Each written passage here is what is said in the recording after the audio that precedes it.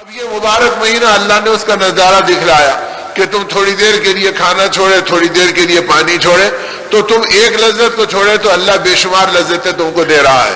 تمہارے کھانے میں برکت، تمہارے پینے میں برکت، تمہارے میٹھے اور کھٹوں میں برکت، اور تمہارے شربت اور لذتوں میں برکت. اب اتنی برکت کہ غریب کے جھوپڑے پر بھی دیکھ لو تو رمضان المبارک میں جو کھانوں کی برکتیں نظر آتی، جو چیزوں کی برکتیں نظر آتی، جو کپڑوں کی برکتیں نظر آتی، سال کے 11 مہینوں میں اس کا تصور ایک آدمی نہیں کر سکتا. مسلمان تو مسلمان ہے، غیر مسلم بھی تصور نہیں کر سکتا کہ یہ کھانے پینے کی بہاریں آپ کہیں دیکھ لو، یہاں سے لے کے حرم تک دیکھ لو اور یہاں سے لے کے دنیا کے کونے تک دیکھ لو، تو وہ کھانے، وہ پینے، وہ لذتیں اور وہ محبتیں کہ آدمی اس کو ڈھونڈنا پڑے گا. حرم کے علاقوں سے لے کے کناروں تک، پورے علاقے میں مدینہ طیبہ کے جوار میں دیکھ لو، مکہ مکرمہ کے سائے میں دیکھ لو، لوگ آدھی رات تک ٹرالی کے اندر کھانے بھر کے پھرتے رہتے ہیں. کوئی حاجی قبول کر لے، کوئی عمرہ کرنے والا قبول کر لے، اور مل جاتا تو عید مناتے ہیں، اور جب خالی ہوتا تو اپنی گاڑیوں کو بھگاتے ہیں کہ دوسرے بھر کے لائیں گے کہ پھر یہ رات ملے گی نہیں ملے گی، پھر یہ مہینہ ملے گا نہیں ملے گا، اور اللہ کے بندوں کی خدمت کا موقع ملے گا نہیں ملے گا. اور ہم اپنے علاقوں میں دیکھتے ہیں، مسجدوں کے دروازے پہ دیکھ لو، افطاری کے منظر میں دیکھ لو، اپنے گھروں کی کیفیات میں دیکھ لو، گلی کوچوں میں دیکھ لو، ہر ایک کا جذبہ ہے کہ کسی کے گھر میری افطاری پہنچ جائے اور کسی کے ہاتھ میرا کھجور لگ جائے. تو اللہ بتلا رہے ہیں کہ تم اپنے ایک کھانے کو روک رہے ہیں تو اب ہزاروں میں کھلانے کی محبت تمہاری ڈال دے رہے ہیں، اور ہر ایک تمہارے لیے دیوانہ وار آ رہا کہ اسے کھلا دو. اور جب ہم دنیا کی محبت میں 11 مہینے ڈوبتے ہیں تو کوئی کھلاتا تو کیا، ہمارا مال چھین لینے کا ڈر لگا ہوا رہتا ہے. اور جتنے واقعات آتے ہیں، اسے چاقو لگ گئی، اسے مار دیے، اس کی گاڑی لوٹ لیے، اس کے گھر، تو کیا کائے کے لیے کہ بھئی مال کو لوٹنے کے لیے اور ان کی زندگیوں کے سکون کو چھیننے کے لیے. تو جب ہم اپنے سے اپنے سکون کے منصوبے بناتے ہیں تو خدا حالات کو پلٹ دیتے ہیں. ہم سمجھتے ہیں کہ بھئی ہم مال کما لیے تو کام بن گیا. ارے خدا نخواستہ ایک ٹانگ ٹوٹ گئی، ایک بیماری آ گئی، تو جتنا کمائے اس سے زیادہ اس بیماری میں لگ جائے گا. اور اللہ جب دینے کے اوپر آئیں گے تو بے محنت کے دے دیں گے، تھوڑے میں برکت دے دیں گے، اور غیب سے ہماری ضرورتوں کو پوری کر دیں گے. اور یہ اللہ نے ہر زمانے میں کرایا. جتنے اللہ والے گزرے، ان کے کاروبار کیا تھے، ان کی تجارت کیا تھی، ان کی ملازمت کیا تھی، تو کچھ نہیں ملے گی. خواجہ نظام الدین اولیاء رحمۃ اللہ علیہ کی، خواجہ قطب الدین بختیار کاکی رحمۃ اللہ علیہ کی، حضرت شیخ نصیر الدین دہلوی رحمۃ اللہ علیہ کی، حضرت خواجہ اجمیر رحمۃ اللہ علیہ کی. لیکن یہ ملے گا کہ ان کے دستروں پہ بادشاہ کے گھر سے زیادہ لوگ کھایا کرتے تھے، بلکہ خود بادشاہ کے بیٹے ان کے دستروں پہ پلتے تھے، اور ان کے دستروں پہ آ کر یہ کہتے تھے کہ ہم کو اپنے باپ کے دربار میں وہ لذت نہیں آتی جو آپ کے دستر کے اوپر مزہ ملتا ہے. تو اللہ یہ دکھلا رہے ہیں کہ ہماری نسبت پہ چلنے والوں کو ہم کتنا نوازتے ہیں اور ان کی زندگیوں کو کتنا بناتے ہیں. تو میرے دوستو، یہ مہینہ اطاعت کا ہے، اور یہ مہینہ قربانیوں کا ہے، جس سے دین زندگی کے اندر آتا ہے. اگر آدمی دین کی محنت کر لے اور ایمانی اعمال کو اختیار کر لے اور اللہ کو راضی کر لے اور اللہ کو اپنا بنا لے، تو اللہ رب العزت کے قبضے اور قدرت میں سب کچھ ہے. تو اللہ ساری دنیا کو پھر اس کا بنا دیتے ہیں اور سب وہ اس کے قبضے میں آ جاتی ہے. ہارون رشید کے واقعات میں آتا ہے، اور محمود ایاز کے واقعات میں باتیں ملتی ہیں کہ محمود ایاز جیسے غلام کو چاہتا تھا اور اس سے محبت کرتا تھا، اور وہ بادشاہ کے قریب رہتا تھا. تو لوگوں کو حسد ہوتا تھا. شاہی وزراء کہتے تھے کہ ہماری نہیں سنتے اور بادشاہ ایاز کی سنتے ہیں. اور ایاز کا حال یہ کہ وہ بادشاہ کے اوپر وارے نہیں آنے جاتا. تو ایک بار یہ ہوا کہ محمود کے دل میں آیا کہ چلو اس محبت کے اندر ایاز کی خدمت میں کروں، یہ تو رات دن میری خدمت کرتا ہے. ایک کھیرا اٹھایا اور ایاز کو بٹھا کے کہا کہ ایاز آؤ، اور کھیرا کاٹ کے دیا کہ ہمارے ہاتھ سے کھا لو. اب ایاز نے لیا، کھایا تو وہ کڑوا تھا، لیکن ایاز کھاتے چلے گئے. اب محمود کو یہ تردد ہوا کہ یہ ہمیشہ میرا خیال رکھنے والا،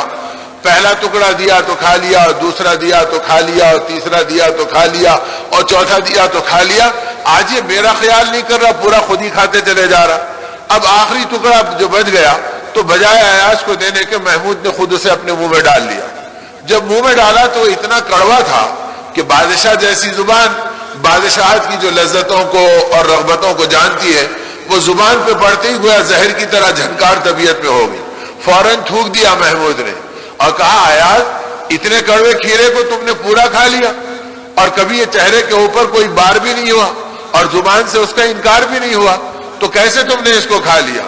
تو ایاز غلام نے کہا بادشاہ محمود سے کہ حضور جن کے ہاتھوں سے رات دن نعمتیں ملتی ہے، اگر آج ایک مصیبت کی چیز مل گئی تو غیرت میری گوارا نہیں کری کہ اس کا انکار کروں، میں نے شکرانے میں کھا لیا۔ اے اللہ ہمیشہ ان ہاتھوں سے آپ نعمت دیے، اگر آج یہ دیے تو اسے بھی میں نے، تو اب مہمہ میں ایاز کا مقام اور عیسیٰ اہل اللہ نے فرمایا جو اللہ رات دن نعمتیں دیا، بچپن سے پالا، جوانی پہ پہنچایا، قوتیں دی، طاقتیں دی، دنیا کے کمانے کی سہولتیں دی، ان کو حاصل کرنے کے مواقع دیے، اگر وہ اللہ کبھی آزماتا ہے بھوک میں، پیاس میں، تنگی میں، تو اس اللہ کی اطاعت کر کے اس وقت بھی حلال کو حلال سمجھو، حرام کو حرام سمجھو، اور اپنی زندگی میں اللہ کی اطاعت و پابندی کے اوپر اپنے آپ کو چلاؤ تاکہ بندگی نظر آئے۔ یہ کیا کہ ذرا اللہ نے حالات میں جھنجھوڑا تو اب اللہ سے بدگمان ہو گئے، دعائیں ہماری قبول نہیں ہو رہی، اللہ ہماری سننے رہے، نعوذ باللہ اللہ ہمارے پابند نہیں ہے، ہم اللہ کے پابند ہیں۔ اب سنانے کی محنت کرو اور اللہ کو منوانے کے راستے پہ چلو۔ جیسے دنیا میں انسان کی مان لیتا ہے اور آنے والی تکلیف کو اور اس کڑوے چیز کو اس لیے کھڑا کر لیا کہ بادشاہ کے ہاتھوں نے ہزاروں نعمت دی تو کبھی میں نے انکار نہیں کیا، کہ مصیبت پہ کیا انکار کروں، اس لیے میں نے کھا لیا۔ اب بادشاہ کو پتا چلا تو بادشاہ کی نگاہ میں اس کی قیمت اور بڑھ گئی۔ اب لوگ کہہ رہے ہیں کہ حضور آپ کس سے محبت کر رہے ہیں؟ تو بادشاہ کو بھی ایک دن ایاز کی قدر و قیمت کو سوچنے کا موقع ملا، تو اس نے کیا کہ اپنے دربار میں ہیرے لٹائے، موتیاں بخیر دیا، اور یہ اعلان کیا کہ جو جس کو لے لے، جس کا ہاتھ رکھ دے وہ اسی کا ہے۔ اب دربار کے اندر جتنے وزراء اور مصاحبین بیٹھے تھے کوئی اپنی کرسی پہ باقی نہیں رہا، لوٹ پوٹ ہو گئے کہ بھئی وہ ہیرا مل جائے، وہ موتی مل جائے، وہ گوہر مل جائے، وہ لال مل جائے۔ تو دربار میں ایک لوٹملاٹ کا منظر بنا ہوا تھا اور ایاز بازو کھڑا ہوا تھا، وہ اپنی جگہ سے ہلا نہیں۔ تو بادشاہ محمود نے کہا کہ ایاز تم میرا اعلان نہیں سنے؟ کہا جہاں پناہ سن لیا، کہا کہ میرا اعلان یہ تھا کہ جو جس پہ ہاتھ رکھ لے وہ اس کا ہے، اور لوگ اس کے لینے کے لیے دوڑ رہے ہیں، تم اپنی جگہ پہ یہیں کھڑے ہیں۔ تو ایاز نے کہا کہ آپ کا یہی اعلان ہے کہ جو جس پہ ہاتھ رکھ دے وہ اس کا ہے؟ کہا یہی اعلان ہے۔ کہا حضور آپ دیکھتے نہیں کہ میں آپ کی پشت پہ آپ کی پیٹھ کی طرف کھڑا ہوں اور میرا ہاتھ آپ کی پیٹھ کے اوپر رکھا ہوا ہے، گویا یہ ہیرے لے رہے، میں ہیرے والے کو لے لیا، جب ہیرے والا میرا ہو گیا تو پوری سلطنت میری ہو گئی، میں کیا ان حقیر ہیروں کے پیچھے جاؤں، اور میں کیا ان بے قیمت موتیوں کے پیچھے جاؤں؟ ایک موتی کی کوئی قیمت ہے؟ موتی والا میرا ہے، ہیرے والا میرا ہے۔ تو بادشاہ بھی جھوم گیا، کہا ایاز تمہیں حق ہے کہ تم خزانے میں جو چاہے لے سکتے ہو، اس لیے کہ جب تم اتنی محبت کرتے ہیں تو میں بھی تم کو اتنا دینا چاہتا ہوں۔ تو اگر یہ بندہ اللہ کو اپنا بنا لے تو ساری کائنات اللہ کی مٹھی میں اور اللہ کے قبضے میں ہے، تو اگر اللہ میرے ہو گئے تو ساری کائنات میری ہو گئی۔ یہ صحابہ سمجھے، یہ اولیاء سمجھے، یہ تابعین سمجھے، تبع تابعین سمجھے، اس لیے انہوں نے دنیا اور دنیا والوں کو نہیں دیکھا، انہوں نے ایمان اور اعمال والوں کو دیکھا، ان کی چوکھٹوں کو پکڑا، وہاں توبہ کے راستے کو پکارا، وہاں تقوی کے راستے کو ڈھونڈا، وہاں پاکی کے راستے کو تلاش کیا، اور اپنی زندگی کو پاک دامن، اپنی زندگی کو تقوی و طہارت سے بھرنا، اپنی زندگی کو اللہ کی معرفت سے آباد کرنا، اپنی زندگی کو آقا کی محبتوں سے لبریز کرنا، تاکہ اگر اللہ اور اللہ کے رسول کی محبت مل گئی تو پھر کائنات کی محبتیں خود ہی قدموں میں آئیں گی۔ اب چنانچہ اس بنیاد پر جب صحابہ چلے تو اللہ نے صحابہ کو نوازا، اتنا نوازا کہ پھر صحابہ کے سامنے کوئی دنیا کی سیاہ و سفید کوئی چیز کو قیمت نہیں رکھتی تھی، بڑی بڑی طاقتیں بے قیمت بن جاتی تھی۔ تو یہ کب ملی نعمت؟ جب ایمان کی اور دین کی محنتوں پہ چلے تو اللہ نے دین کی برکت سے پھر اللہ نے ان کی دنیا کو بھی نوازا۔ آج میرے دوستو مواقع اللہ دے رہے ہیں، قرآن پاک سنا رہے ہیں اور روزے رکھوا کر اللہ ہماری تربیت کا سامان کروا رہے ہیں، لیکن رمضان آیا اور معمول کے اعتبار سے گزر گیا۔ اب یہ سوچے نہیں کہ رمضان نے ہماری کیا تربیت کرایا۔ ارے رمضان نے تو ہم کو ہمارا کھانا چھڑوایا، بھائی اپنا کھانا مت کھاؤ اور اپنا پانی مت پیو۔ کیا مطلب؟ کہ تم اللہ کی مرضی کے تابع اپنی زندگی کو چلاؤ۔ تو اس اطاعت کا کمال یہ ہے کہ جیسے تم حرام سے بچتے ہو حلال سے بھی بچو۔ اپنا کھانا حلال تھا، اپنی بیوی حلال تھی، اپنا پانی حلال تھا، لیکن اپنے جذبے پہ بھی قابو کرو، اپنی بھوک پہ بھی قابو کرو، اپنے پیاس پہ بھی قابو کرو کہ میں روزے میں ہوں، اللہ مجھے دیکھ رہا ہے، نہ میں کھانے کے قریب جا سکتا، نہ بیوی کے قریب جا سکتا، نہ پانی کے قریب جا سکتا۔ تو جو آدمی اللہ کے لیے اپنی حلال چیزوں کو چھوڑے گا تو وہ اللہ کے لیے حرام چیزوں کو کتنا بچے گا، وہ حرام سے بھی بچے گا۔ لیکن قیامت یہ کہ دین کی محنتیں جب زندگی سے نکلتی ہے اور دعوت اللہ کا کام چھوٹتا ہے تو اس کی زد یہ پڑتی ہے کہ سب سے پہلے آدمی کا ایمان کمزور ہوتا ہے، پھر عبادتیں بے جان ہوتی ہیں، یہاں تک کہ حلال و حرام کی تمیز اس سے نکل جاتی، یہ توفیق بھی ختم ہوتی کہ کیا حلال ہے اور کیا حرام ہے، اس سے بھی اس کی زندگیاں محروم ہو جاتی۔ تو اب نتیجہ ہے کہ رمضان کا مہینہ ہے، روزے کی حالت ہے، لیکن آج بھی حرام سے محفوظ نہیں ہے۔ اب اس کی زندگی غیبت پہ بھی چل رہی، اس کی زبان جھوٹ پہ بھی چل رہی، اس کی نگاہیں بدنگاہی پہ بھی چل رہی۔ قیامت یہ ہے کہ روزے داروں کے گھروں کے اندر گانے بجانے چل رہے ہیں۔ اب قرآن کی برکت کہاں سے آئے گی؟ دعاؤں کی قبولیت کہاں سے آئے گی؟ روزے کی روحانیت کہاں سے آئے گی؟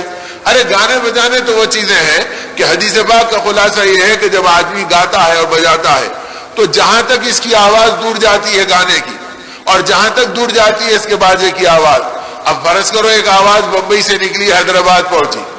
اب حیدرآباد سے ہمارے گھروں سے نکل رہی ہے تو پورے گھر میں گونج رہی ہے، اور ہمارے گھروں سے نکل رہی ہے تو پورے محلے میں سنائی دے رہی ہے۔ تو اب جہاں تک یہ آواز آئی اور جہاں تک یہ آواز جائے گی، حدیث پاک کا خلاصہ یہ ہے قیامت کے دن اللہ پاک اس کی زبان کو اتنی لامی کر دیں گے جتنی دور تک اس کی گانے کی آواز گئی تھی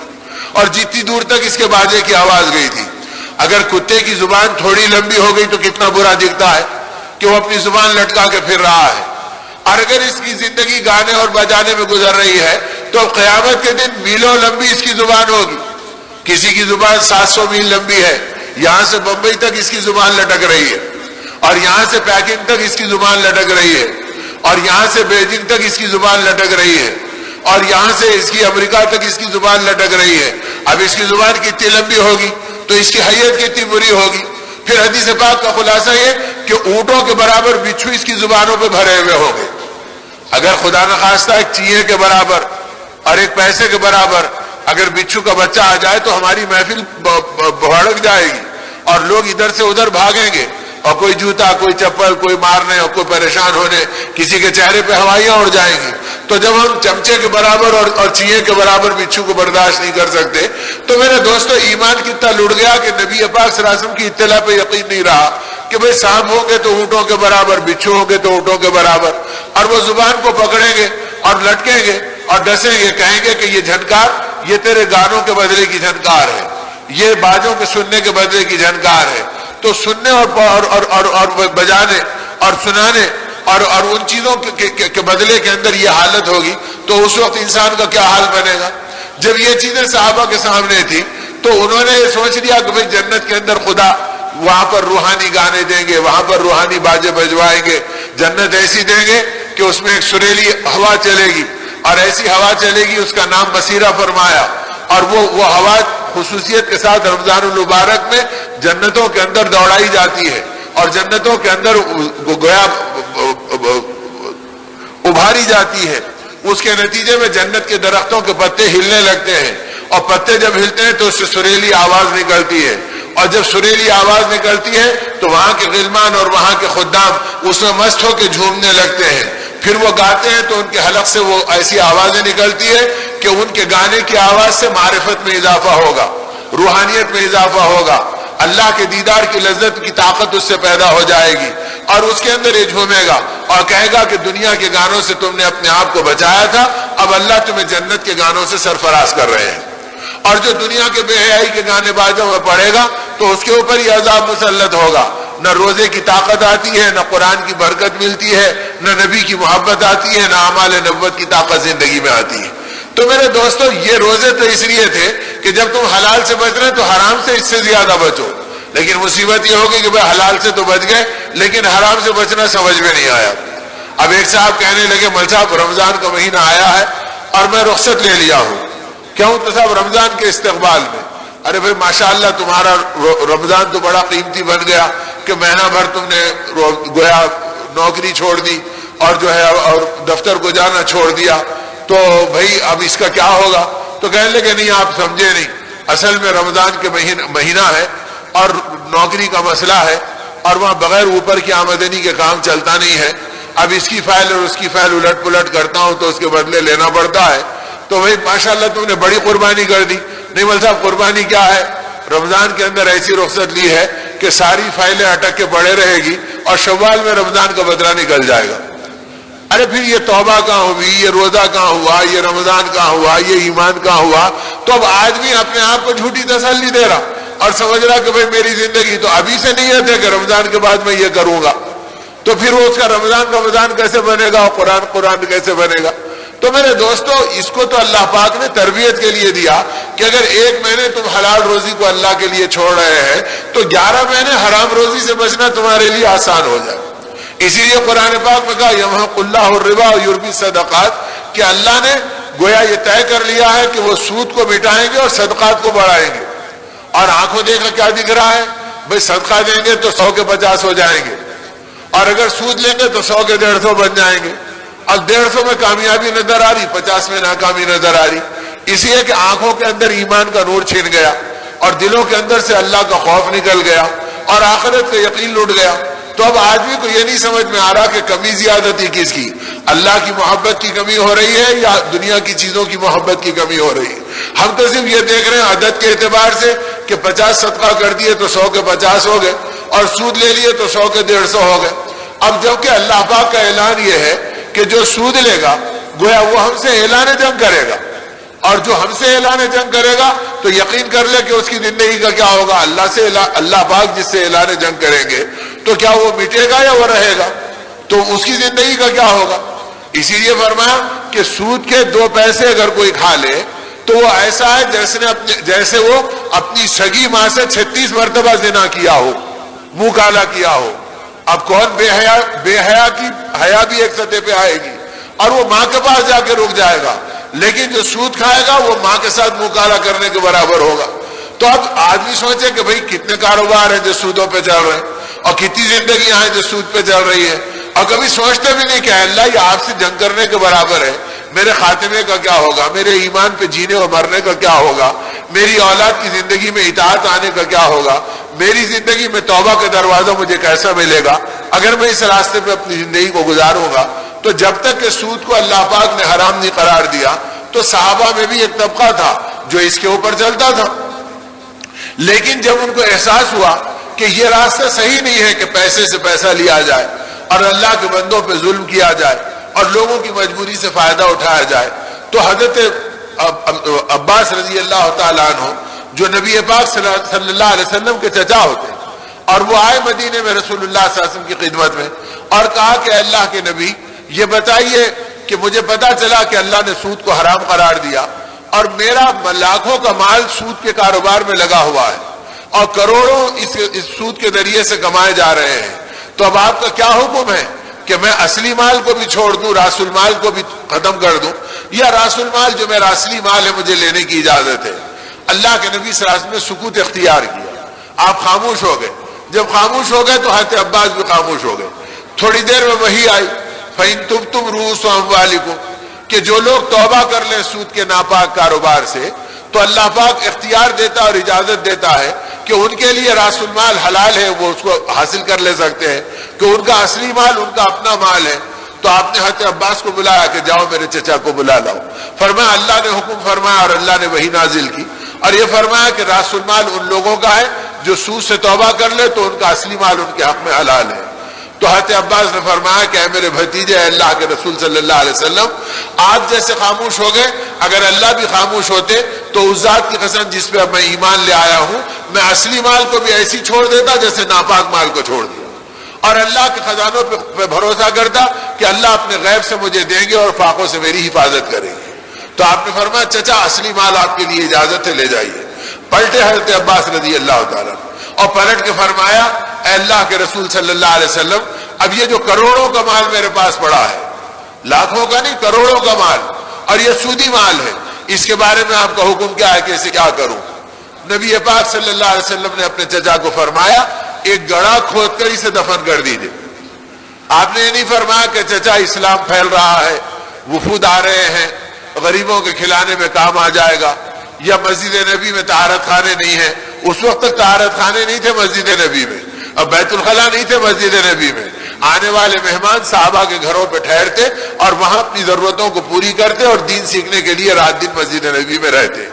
تو اس وقت آپ نے یہ نہیں فرمایا کہ مہمان خانے بنا دیے جائیں، ان کے بیت الخلا بنا دیے جائیں، بلکہ یہ فرمایا کہ اس مال کو زمین کھود کے گاڑ دو، یہ ناپاک مال اس لائق نہیں ہے کہ اس کے بیت الخلا بنائے جائیں، اور مسلمان کا اس مال پر پیشاب کرنا بھی اللہ کے نبی کو گوارا نہیں ہوا۔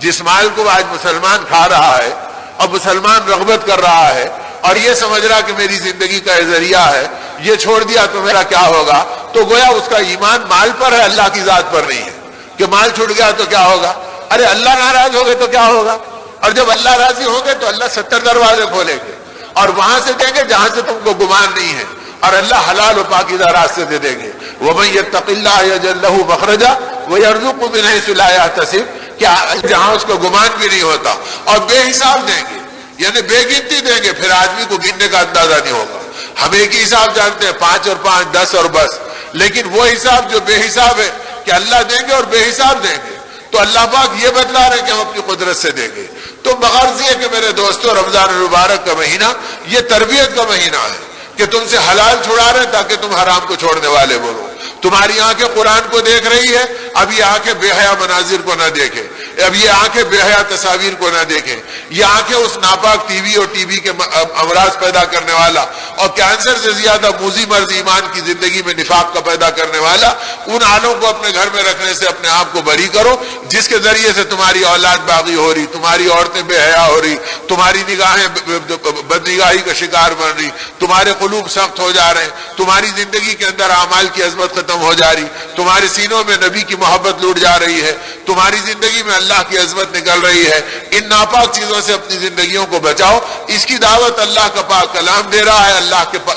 کے نورانی روزے ہماری تربیت کا سامان کرا رہے ہیں تاکہ زندگی کے اندر نورانیت اور روحانیت آئے۔